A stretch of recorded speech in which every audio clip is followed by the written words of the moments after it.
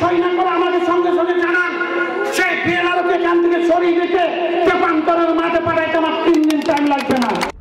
শাসক দলের বিধায়কের মুখে এ কেমন ভাষা? ফের বিতর্কে তৃণমূল বিধায়ক মনিরুল ইসলাম। বুধবার সাঁইথিয়ার 10 নম্বর ওয়ার্ডে দলীয় প্রার্থীর সমর্থনে কর্মী সভা করেন লাভপুরের তৃণমূল বিধায়ক তথা পুর নগর উন্নয়ন দপ্তরের পরিষদীয় সচিব মনিরুল ইসলাম। অভিযোগ, সেই সভা থেকেই নতুন কবরখানা তৈরির জন্য ফর্ম বিলি করেন মনিরুল ইসলাম। এরপরই হুমকি শুরু তার মন্তব্য, ফর্ম পূরণের পরও যদি বিএলআরও আবেদনের সাড়া দিতে গড়িমসি করেন তাহলে তাকে তেপান্তরে পাঠাতে 3 মিনিটও সময় লাগবে না। কতগুলা কবরস্থান আছে, সেই কবরস্থানগুলোর বিএলআরওর কাছে একটা সার্টিফিকেট নিয়ে নিন, একটা ফর্ম পাবেন বিডিও অফিসে, সেই ফর্মটা ফিল আপ করুন। বিএলআরও যদি সই না করে আমাদের সঙ্গে সঙ্গে জানান, সেই বিএলআরওকে এখান থেকে সরিয়ে দিতে তেপান্তরের মাঠে পাঠাইতে আমার 3 দিন টাইম লাগবে না। নির্বাচন কমিশনে এই বিষয়ে অভিযোগ জানানো হবে বলে জানিয়েছেন বিরোধীরা।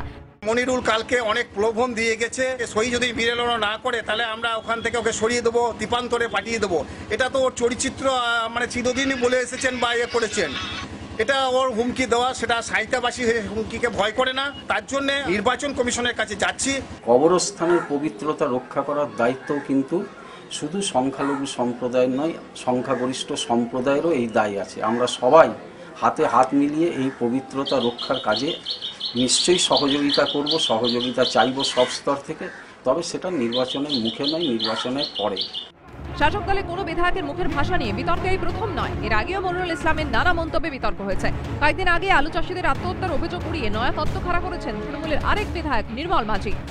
আলু সমস্যাতে আলু চাষি সে পারিবারিক অশান্তিতে কোথাও আত্মহত্যার পথ বেছে নিয়েছে, কেউ পরস্ত্রীর সঙ্গে সম্পর্কের সুবাদে কোথাও আত্মহত্যা হয়েছে, সেগুলোকে একবারে প্রতিশোধমূলক স্প্রিয়া উৎসব প্রচারের ডালি নিয়ে তারা সুন্দরভাবে পরিবেশন করছে।